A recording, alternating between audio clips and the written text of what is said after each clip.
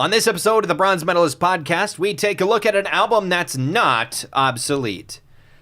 Well, okay, it is, because it's Obsolete by Fear Factory, but it's a joke. I explained the joke, and it's not funny anymore. Thank you for the throat clearing. Time for roll credits. I mean intro music.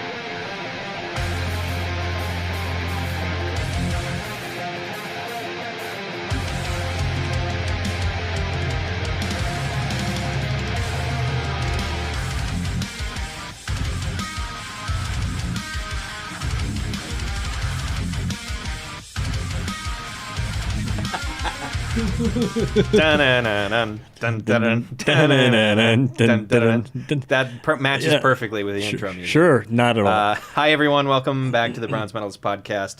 I'm Kale. I'm OJ. And I realized that we haven't done intro names for the last two episodes or whatever. Really? We've only done 2 episodes. Well, or have we done 3? We've done 3. We've done 3. That's right. I just realized that we had not been introducing ourselves at the start of the episode. So yeah, like I said, we're checking out. We're checking out. Hey, you sure? We're checking out Obsolete by Fear Factory, which is an album that came out in 1998. Fear Factory's, I guess, industrial band, probably. I guess you call them an industrial, sort of. They formed in the late 1980s. So yeah, it's definitely, it was an interesting listen for me. Very different than anything I'm used to. I've not listened to a lot of industrial, so it was different for me. That's a road I could really take you down if you, you really wanted me to. I will spare you a lot of it, but we'll get there eventually. First, bullshit section. Yay, bullshit. The bullshit section. What happened this week? Well, things that happened this week. The most immediate thing that has happened, I got 2 new vinyl records today. I see that. I think we talked a little while ago about how I have a record player now that is my dad's, but I ordered a new cartridge for it off of Amazon, and Amazon lost it, and that just kind of convinced me, I'll fix up the record player at some point and see if it works and do that sort of thing. But I just want something that I know is going to work and something that hasn't sat in an attic for the last 25 years. Right. So I decided to buy a new one, some new speakers. So it's a direct drive, and it's got a preamp in it, so it doesn't need a receiver. It's a new Audio-Technica, and I got it bundled with some Mackie speakers, so it was a good deal. What are you doing with your old one then, or the one that you got? I'll just put it in storage or something. I mean, storage meaning my extra closet or something, or the closet in this room. I don't know. I'll figure it out. But so I went with that instead. And today I figured if I'm buying a new record player, I might as well get some new records other than the one I have. Which is Jane Doe. So now I have a total of 3 vinyl records. The 2 records that I got today are Goat Whore. I actually don't know what album it is. I think that says, it's Vengeful Ascension by Goat Whore, which is, I believe, a black metal band. I haven't listened to Goat Whore before. You've never listened? Oh, man, you're in for a treat. Yeah, I haven't listened to Goat Whore before, so I wanted to buy something that was new and very fresh. And new and fresh to you. New and fresh to me, at the very least. And so I think I'm not going to actually check out the album until I have my record player, which should be here sometime early next week. Sweet. So I'm going to listen to it for the first time then. The other one is an album that I'm very familiar with and came out over the summer that I enjoy quite a bit. It's Ordinary Corrupt Human Love by Deaf Heaven, which is one of my favorite releases of the summer. It's a fantastic sort of ambient black gaze post-rock. You're laughing at black gaze. You did that the other day, too. Well, yeah, it's because it sounds like a very specific genre. It sounds like homosexual African Americans. That's what I'm thinking. Maybe, I don't know. I'm sure it's good. And if you're confused out there, oh dear listener, that isn't what it is. Although that would be kind of an interesting basis for a genre. It's all sure, African American music sung by gay guys. That's probably a thing. That's probably a thing. There's a genre for everything now. I mean, that's just Village People, the genre. Even though it was, I think, was the lead singer the only black guy, or are there two black guys? I think there were, yeah, there were two, and none of them, what I understand, were gay. Really? Yeah. I thought they were. No, it was just it managed to play to that sort of crowd. That crowd. Yeah. Well, and there's a great Neil Cicierega remix. He makes a bunch of very funny remixes and mashups and that sort of thing. Mm-hmm. And so off of I believe his newest album, which is, let's see, it was Mouth Sounds, Mouth Silence, and Mouth Moods. Okay. It's number 3 off of Mouth Moods. It's called Time, and it is YMCA, the lyrics from YMCA paired with Time from the Inception soundtrack by Hans Zimmer. Sure. And it manages to be one of the most bizarrely inspiring songs I've ever heard. It becomes so emotional, and it turns from something that maybe was like sort of making fun of the idea that gay men would pick up partners at like the YMCA or at the gym. Mm-hmm. And it turns from that into like this very emotional tale of like of self-empowerment and you know, picking yourself. I mean, that's the lyric is, you know, pick yourself off the ground, but it takes on like a whole new it's so wonderful, and it was so unexpected, and like it had such a strangely profound impact. And that's the entire, all the YouTube comments are like, wow, this is powerful. Why is this so powerful? I have to give that a listen. I don't think you've told me about that before. Yeah, it's you should give all of his stuff a listen. That's I believe I showed you, was it Floorcorn? Yeah, Floorcorn. Floorcorn. Yeah, he makes everything that man does is fantastic. Whether it's his video projects, he made Potter Puppet Pals back in the day. That was him. There were so many like projects that was like, oh wow, that was really funny. I wonder who made that. Or like something that I think about years later, and I'm like, who made that? Oh shit, that was Neil. The Ultimate Showdown of Ultimate Destiny. That video was Neil Cicierega. Wow. Like he's done a lot of really crazy, awesome stuff, and now he spends most of his time making amazing mashup album and weird, humorous music, and he's great at it. One of the other bullshit topics that I wanted to bring up was I've been doing an experiment over the last couple of days. Really? So legal, right? Yes, it's a legal experiment. No, I've been doing heroin, and the thing about heroin is I found out from the experiment. It's good. Well, in a very bad way. It's good at first. It works. Who would have thought the drugs work? No. So what I have been doing is meth. No. What I have been doing is crack. This time, I'm serious. What I have been doing is I got a Sentry plant a while ago that sits in my kitchen or in my dining room, which is not a separate room. It's just a space where a table clearly is supposed to go. There's almost a clear demarcation between one room and the other. Yeah, you can kind of tell the transition, and so there's because there's dirt that the plant sits in. I now have fruit flies everywhere. Oh sure. And so they've been getting worse and worse and worse, and I was like, I need to do something about this because there's no way I'm going to be able to kill all of them by hand. They're gross. And so I remember that my mom, I think she uses apple cider. What she does is she takes a mason jar, puts saran wrap over the top, pokes holes in the saran wrap, holds down the saran wrap with something, and then rubber band. With a rubber band, or I've been using hair ties. Fruit flies will climb in. They will, because they're attracted to the sugar, and then they will drown and die. Right. So I decided to do a little experiment to see which of my household liquids that I had at the time would actually be the best at attracting them. And so I got 4 different jars. One is a mixture of just honey and water. Another one is a mixture of sugar and water. Just straight up sugar water. Another one is it lemon. 1-to-1? It's not a simple syrup. Not quite. Not quite 1-to-1. I also didn't want to waste that much honey. Pickle juice, just straight pickle juice out of a mostly empty jar of pickles that I had. I had honey, lemon juice, sugar water, pickle juice. That was all 4 of them. Wow. And I'm thinking next week maybe trying more against whatever is the winners of this week. And so far, lemon juice and sugar water ain't done shit. Really? They have not caught a single fucking fruit fly. But they go into the pickle juice? The pickle juice has been surprisingly successful. Wow. Which I did not think it would be, because pickle juice is very salty. Sure. It's a brine. Yeah, it's a brine. It's very, very salty, but it's been very successful. Pickle juice actually has a commanding lead on honey, if I recall. Because I think pickle juice has 16 dead fruit flies in it, and honey and water is the runner up with 12. And it was even more commanding before I realized there were some that had floated down from the surface, because most of them just stay up there because of surface tension. So my takeaway from this is, if you're ever out there and you're thinking, hey, what does Kale do with his free time? He counts dead flies in a jar.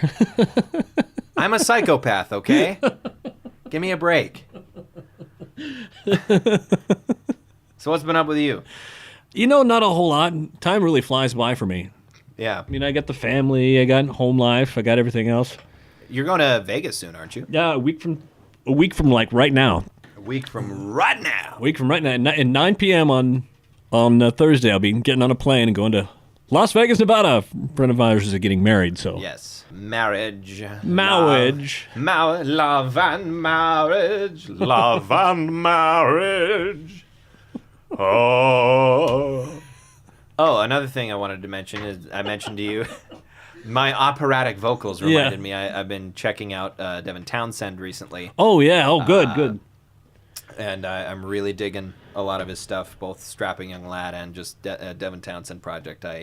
I've enjoyed what I've listened to so far. He's got his style is fantastic. Everything about it is just his playing, his writing, his singing, his personality. Yeah. His presence, it's all just fantastic. I really enjoy what I've listened to so far from Devin Townsend. Just for a laugh, one of these times, pick up. Well, it's not for a laugh because it's also a great album. But pick up which Steve Vai album does he sing on?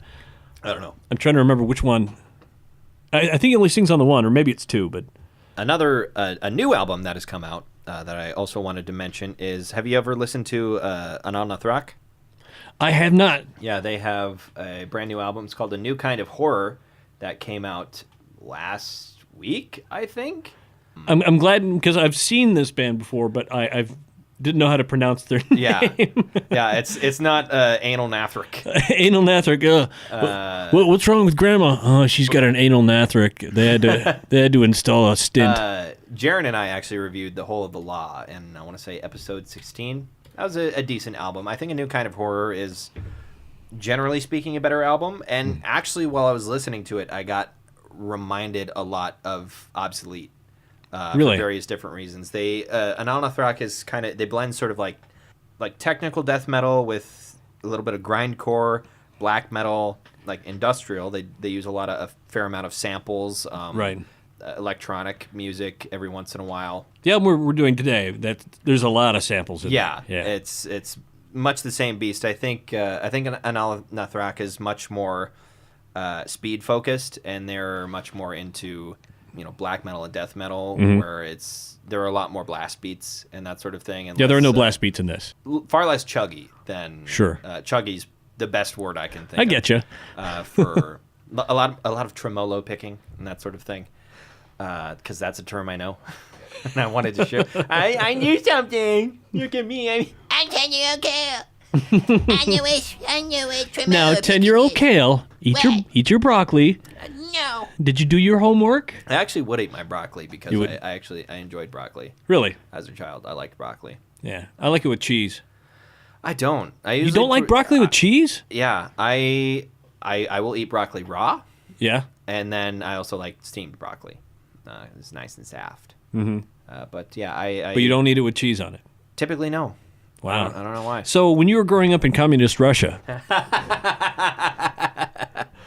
See, like, for me, there's so much of my eating habits where people are like, wow, your parents, must not have made... It's like, no, my mom's a fantastic cook. I'm just a picky little shit. The older I've gotten, the more I've opened myself up a little bit. But then there is also the urge to be like, nah, I'm a man. I know what I'm about. I know what I'm about, son. I know what I'm about, son. I don't need to try that shit. And it does happen as you get older and older and older. You I guess maybe it doesn't happen to everybody, but you start to get almost bored with certain things from Like, yeah, I've had this 100 million times. Yeah, and that's sort of, especially for me, living alone and having to cook for myself, and also being far too lazy to cook for myself. It usually ends up being very simplistic meals. So every once in a while, when someone's like, "Try this new thing," I'll be like, "Sure, it's got to be better than the same alternation of chicken and beef and rice and noodles and no rice for me." No rice for you? No rice for me. That's another one of those things where it's just I just at some point in my childhood was like, I don't want to eat that, and then I've stuck with it. I'll take it to my grave. I'll take it to my grave. I think part of it is like I've talked to you about how I'm not really a fan of sauces. Right. And sauce is usually a part of rice when it's served with a meal, typically. Because usually one of the simple things I make is just kielbasa with rice.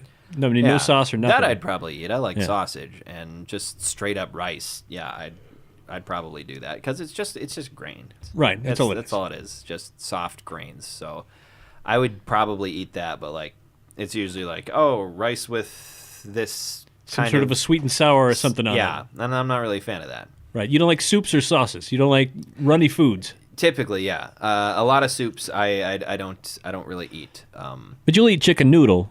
Oh yeah, I love chicken noodle soup. Right, that keeps a person alive. Yes, that's the nectar of the gods right there. I also will put sauce on my spaghetti. That's a new thing for me. Really? Is when I was a kid, I never wanted sauce on my spaghetti. I just wanted the noodles and then some Parmesan. That's my children are like that. Yeah, and my youngest. I don't know why I was like that. I just didn't want the sauce, and then now it's like I want the sauce. Next thing you know, you'll be eating Uzbeki food. You know? Yes, I'm going to be the next Anthony Bourdain. Yeah. That joke soured really quick. Yeah. I just thought of that in the context of the TV show. Okay, let's move on to the album. Sorry, I watched you jump into that pool, and I'm like, I can't save him. Okay, good luck, Kale. Only he can save himself from this pool, and it turns out I didn't know how to swim. We both listened to Obsolete by Fear Factory. This is an album that you're very familiar with. As I understand, it's one of your favorites. It is one of my favorites. I guess, talk about if you want to open up with your experience with Obsolete or with Fear Factory in general and history of the band, that sort of thing, whatever anecdotes you have prepared. I was introduced I see you're pulling a sheet out of your pocket. I don't have a sheet. Keep up the kayfabe, man. This is like professional. Oh, man. Okay. I have a slick tongue. What can I say? Never mind. Okay. That's what she said, but I'm just going to leave that. I think the problem with what I was trying to say is actually that I have a very dry tongue right now. Right. Which is why the words did not work good. Well, you got a beverage if you want to. I do have a beverage. You can wet your whistle. Helping. I was introduced to Fear Factory back in 1993, I think. Oh, wow. After the release of their remix of their first album, Soul of a New Machine. It was called Fear is a Mind Killer is the remix of that. So a Dune quote. Yeah, no, that's not Dune. Right? That's not Dune? That's Blade Runner. Is it? Yeah. Because I just started reading Dune, and I feel like that was in there. There's something similar to it. I swear to God, there's something similar to it in like the first chapter of Dune. Continue. They could have gone with I Want More Life Fucker, but they didn't. So I was introduced to this band, and I thought that's what it was. I thought they were sort of a remix industrial sort of. I thought, it's like dance music almost. And then I got to hear the original album that it was remixed. In fact, this is their third album that we're talking about today. Even though I already had like 4 CDs of theirs prior to buying this, because they would put out an album of metal music and then put out another album of the remix. Have you ever heard of a band called Frontline Assembly? No, I have not. A guy named Reese Fulber from Frontline Assembly. He's sort of the fifth member of the band, if you will.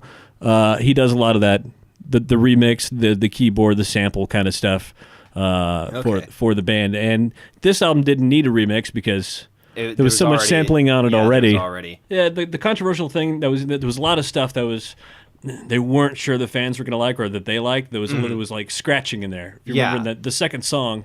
Well, and so that's one of the when I was reading about this album, that was one of the things that got brought up and how one of the main vibes that I got while I was listening to it is it reminded me, it was to me very clearly like a prototype for, or this was the master copy that a bunch of people made copies of to become nu metal.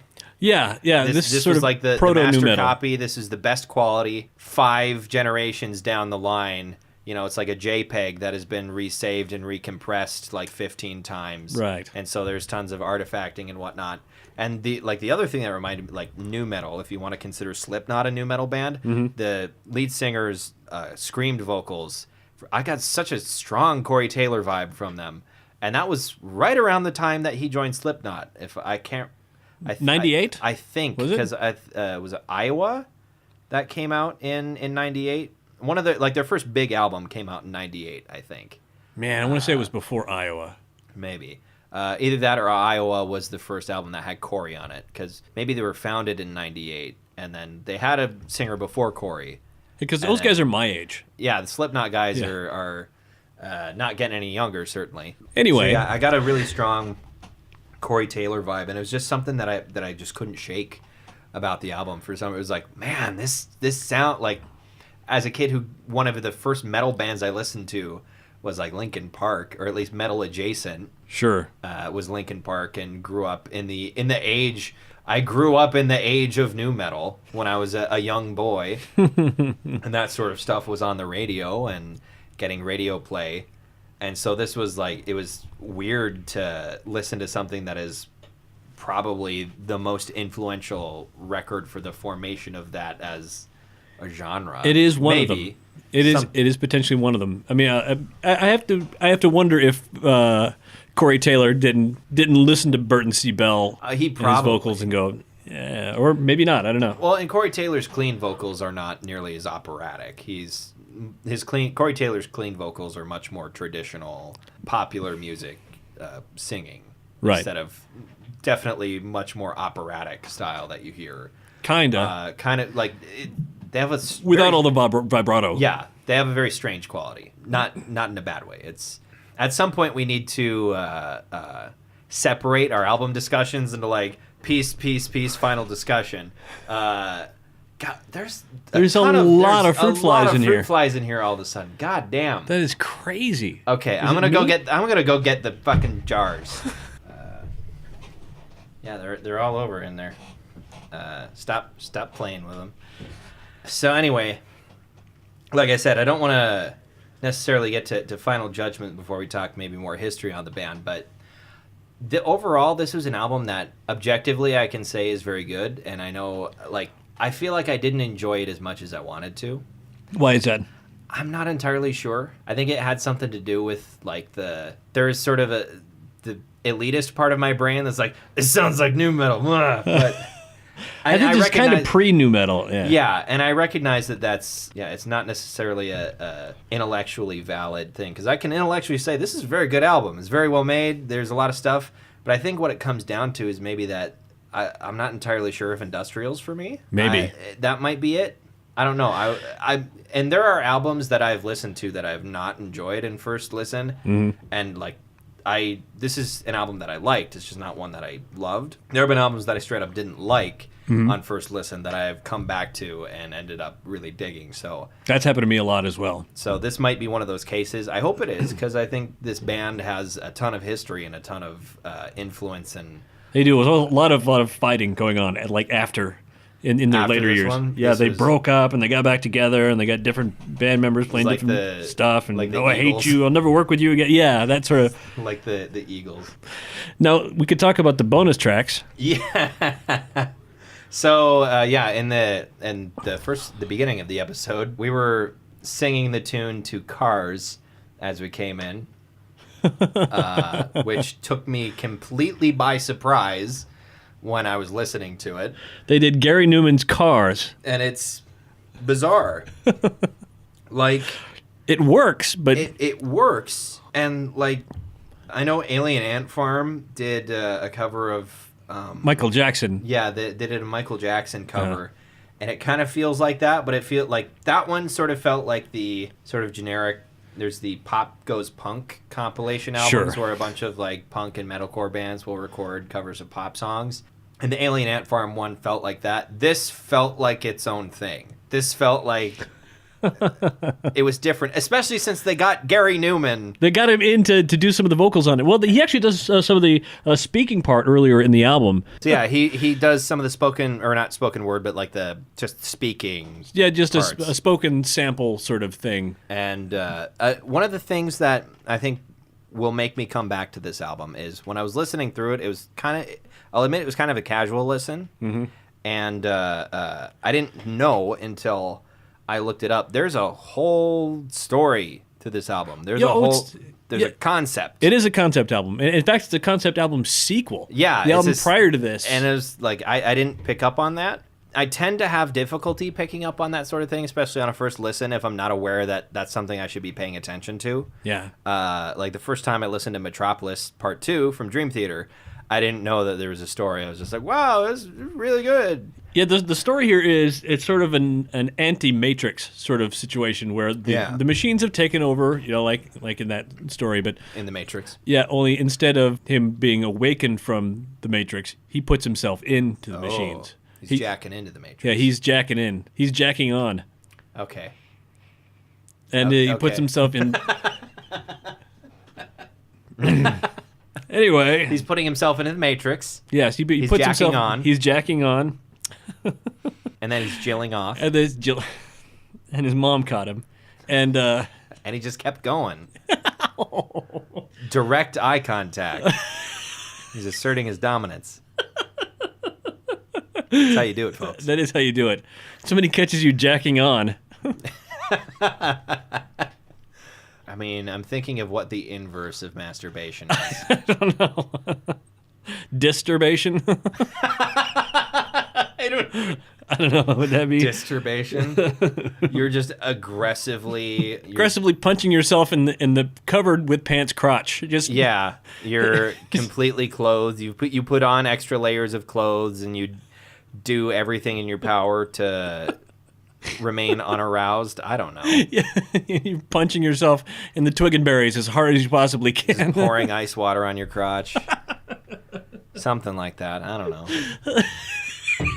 What the fuck we were talking about? I don't know. He's jacking into the Matrix. Well, he jacks into the machines, and he's there to overload the system to destroy trying everything. to destroy it from the inside. And kind of in the end, he finds out, well, that was kind of a pointless endeavor, and does it not work? I think it doesn't work, right? Oh shit! So what happens in the first one? I'm trying to remember the story from the first album. Would you consider this to be a sequel that is better than the original? I like this one better. I thought their third album was better than their second, and their first album, by the way. If we played that for you and you heard this one, you go, it's not the same band. Not the same band. Not the same band. Like much like what style was it? It was much more sort of an aggressive industrial style with no like sampling or anything like that. Okay. It was just like it was very sort of mechanical, and he did like more death growl vocals. And, okay. I mean, it was very primitive. They evolved. Right. Rivers of Nile, their first album is very different from their third album. Right. Their first album is much more a straight up technical death metal album, and then number 3 is this sort of progressive death metal epic with tons of ambient guitars and wonderful use of saxophone, and like it's very different. So yeah, I understand that feeling. Like I love it when a band can progress but still be good. Right, and play and not lose their audience. Yeah, not lose their audience and not lose kind of what makes the band the band. Mm-hmm. Not lose some core element of their sound, because there are so many. As a person who's listened to a lot of metalcore in his life, there have been many, many, many, many, many bands who have tried to make the transition into playing like arena rock, or have consistently started marketing towards a younger and younger audience, end up having a crowd that consists primarily of like 14-year-olds, which is something that is often pointed at by other people in the metal community as being what makes metalcore bad. And I don't know if I can disagree, because for some bands there's kind of a lowest common denominator thing where it's like this is the age group that we can most easily manipulate, basically. I mean, that's why tobacco ads are targeted at kids. Well, sure. There's a cartoon character. Yeah. Music can kind of do the same thing. Music's addictive. That's why like some of the things that you listen to when you're 14 are still the things that you relate to the most. They say between 14 and 20, those things that you listen to in that period are the things that you like for the rest of your life. Pretty much, yeah. There are some things that fade. There are a lot of what could be referred to as scene metalcore bands, where like there are some metalcore bands that maybe not take themselves more seriously, but they take their musicianship more seriously. Sure. And they have more integrity, basically. Those bands tend to be the ones that stick with their style, stick with what they're good at, and they don't drastically change their sound. Or if they do change their sound, they still keep some kind of core element that still makes them listenable. A deathcore element. Yeah, or I mean, not necessarily deathcore, but there's because there's a lot of much lighter metalcore bands that I still enjoy and I think have kept their sound. For example, like August Burns Red is heavy, but they're not deathcore heavy. But they've kept their core sound and they've only gotten better. Whereas Parkway Drive has consistently disappointed me over the last couple of years. And those are bands that I really, really enjoyed when I was like 16. And one of them I still enjoy, and the other one, not so much. But I still enjoy the stuff that I was listening to at that time, that was out at that time. So I think that entire digression I just did was pointless. But that's what I'm saying, specifically the things you were listening to, the albums that were, and the music specifically made at that time, not necessarily the bands that were out at that time. I mean, eventually they... Well, there are some, I guess. Like I liked there was a couple years there where I enjoyed Asking Alexandria, and I don't like that band at all anymore. I kind of despise them now. Like even their early stuff. Yeah, even their early, like I can sort of respect that it was influential and that Danny was a pretty damn good vocalist, but all of the lyrics and not necessarily the musicianship, but especially the lyrics and like the subjects, I just find really immature now. Oh yeah. And I definitely a lot of that sort of stuff is just growing out of it, basically. Is it the immature? Because now I haven't heard this. I haven't heard Asking. They're like their first two. I think most of their stuff. It's very like girl focused, where it's like there's one song called "Not the American Average," which is basically it's like a metalcore version of a hair metal song about getting a blowjob. The song's not about getting a blowjob, but it may as well be that sort of thing. And having sex and whatnot. Danny eventually left Asking Alexandria to be in like a hair metal, glam metal band. Sure. And then he came back, and I think he might still be back with the band. I don't know whatever became. They had a different vocalist who was an even bigger asshole than Danny for a while. They fired, like Danny was like, "Hey, I'm back," and they fired him. Wow. That was a whole thing that like they went on one Warped Tour with Dennis. And then after that, Danny was like, "Yeah, I'm coming back." That's a world that I haven't dug into in like a couple of years because lately I've just been, I don't know, a lot of that is the sort of thing that I've grown out of. Is one of my friends was like, "Hey, you should check out this band," and I was like, I just feel like I don't have room in my heart for another scene band. I know what I like, and I'm not really interested in any more of them. And that's all I have to say about that. Yeah, were there any albums any albums or bands that you kind of grew out of? That I grew out of? Yeah, like was there anything? Because I feel like it was a different era of metal and music. In the 1980s? In the 80s and the early 90s, where there was so much stuff that was released back then that maybe it's sort of rose-colored glasses on the idea of, you can look back and the stuff that's available now might just be only the stuff that was good, because so many of them, so many of the bands that I can name from that era are, huge. They're big deals. They were big deals for the genre that they were in, like Suffocation. Oh yeah, huge deal for death metal. Huge deal for death metal. And with Effigy of the Forgotten, it was one of the first like brutal death metal albums with like guttural vocals and all that sort of shit. There really isn't anything that I've grown out of that I would say that I don't want to listen to anymore. I guess I was often very picky about what I listened to, even though there's just such a plethora Of even back then, there was such a huge variety. right, and you had to be good to get noticed then. Whereas nowadays, it seems like there are just so many bands making so much music. Well, because it's so much easier now. Yeah, It's so much easier to put out an EP or a record than it used to be. right. And it's cheaper. Yeah, before you had to go into a studio, you had to hire a dude to do a thing, and you had to have tape. You had to have. And now it's so easy to basically build your own studio and have one of the members of your band be your engineer. Yeah, you need a bedroom and an iPhone. That's what you need. Yeah.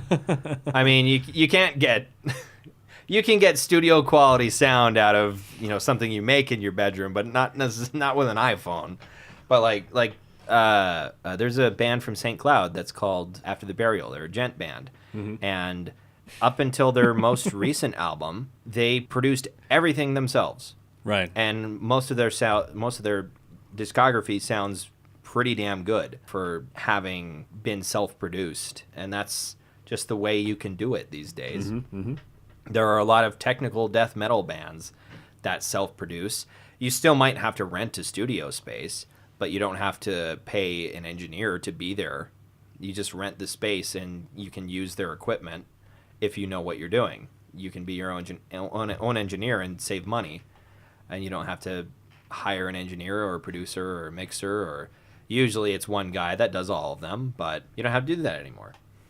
You just have to. You ain't got to do that. These are 32-ounce beers that he brought. Yeah, I'm bringing increasingly larger amounts of beer every time I come over in just a single container. What are you gonna do after 40? Are you gonna get like miniature kegs? Yes, that's the plan. Maybe bring in we'll each have a Grolsch. Oh yeah, we could get a growl after a 40. Then there's growlers. There's growlers, yeah. There's growlers, and then after growlers is the miniature keg. I have a couple of growlers. Oh God. I can stop and get them filled on the way. Oh no. Next week is going to be a disaster. By the end of 50 minutes, I love metal. It's the best. Oh, man. yeah, it's so good. I'm so glad we could meet and do this. And talk about all this stuff. Oh, boy. Oh, but man. yeah, sober, I love metal. Yeah. I love metal, bro. I'm not even high right now, bro. I've had very little stevia. Stevia? Sativa. That's sugar. Yeah, stevia. I've had very little sweet and low. I have very low blood sugar right now. Oh, stevia is... it's a sugar supplement. Yeah, it's an artificial sweetener, so that wouldn't make a difference, but... What was I thinking of? You were thinking of sativa. I think of sativa. Or satvia. Salvia. You were thinking of salvia. Thinking of salvia. Sativa is a marijuana strain. Yeah, that is.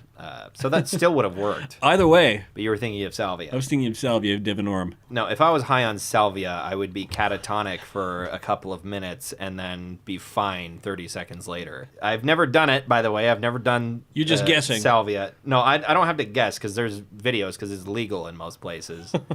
Because a lot of people don't really know what it is. Right. And because it's legal here, I think. I think so. I think I was reading about it, and there's some loopholes that can get you in trouble or something like that. But there are places where you can buy it at gas stations. But you get really, really, really high for 2 minutes, and then you're at 30 seconds after you stop being high, you're pretty much sobered up. You're fine. Some people have, I think, if I recall, residual effects of they get really sweaty. For a couple hours afterwards, and it depends on the person. Because I showed him a video earlier today of there's a YouTube channel that I really like called Internet Comment Etiquette and where that guy kind of got a lot of views at first is Eric posted a couple of videos of him trying to do mundane tasks while on salvia and utterly failing at them because you basically completely disappear into your own head for about 2 minutes. I think for some people they have really, really bad trips. For a lot of people it tends to, I've heard descriptions of them for 2 minutes thinking they were in hell. Well, it can depend on your mood. It can depend on the mood you have going in. Well, I know that's what a big deal with mushrooms too. Oh yeah. That's very important with mushrooms is being in the right mood before you actually eat the damn things. I remember it was New Year's Eve, 1999. So you have drug stories. I don't have drug stories. You have no drug stories. But see, I'm old and I've made some poor choices. I remember I was dancing with a woman who was over twice my age. Nice. And nice, bro. Totally nice. And we were dancing, and I was flying on mushrooms, and it was great. I'm like, "Hey, the world might end here in a few minutes. This is the best."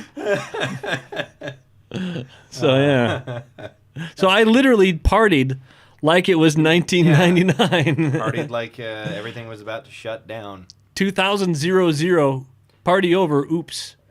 Out of time, but tonight we're gonna party You're turning into Christopher Walken. Keep going. like it's 1999.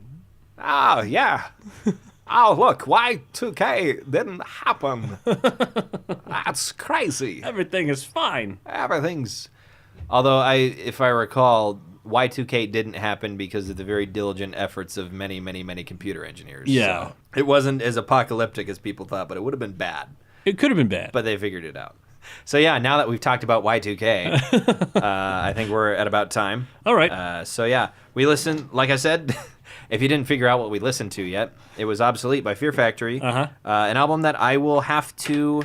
Give it another shot. I'll have to revisit. I definitely should revisit. I think maybe I just wasn't in the right mood. Possibly. Well, I didn't prepare you for what it was. I just said, hey, listen to this. Well, I knew it was going to be like an industrial thing. Right. I did a little bit of research beforehand, so I knew what I was getting into. I think just maybe I wasn't quite in the right mood for it, so I'll have to figure out what sort of mood I need to be in. So I've listened to it many, many times sitting on a floor with headphones up as loud as they could go.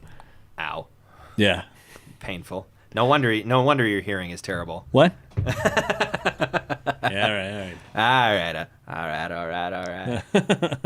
So yeah, next week, like I said last week, next week we're taking a look at Head Cage. Head Cage by Pig Destroyer, which is their newest album. Pig Destroyer is an American grindcore band, and there's a lot of related acts that we can talk about, including, I'm just going to say AXC from now on instead of the full band name, and hopefully people will know. I'll say the full band name once. What is it? What are you talking about, Caleb Borner? Well, it's the band that Seth Putnam was in.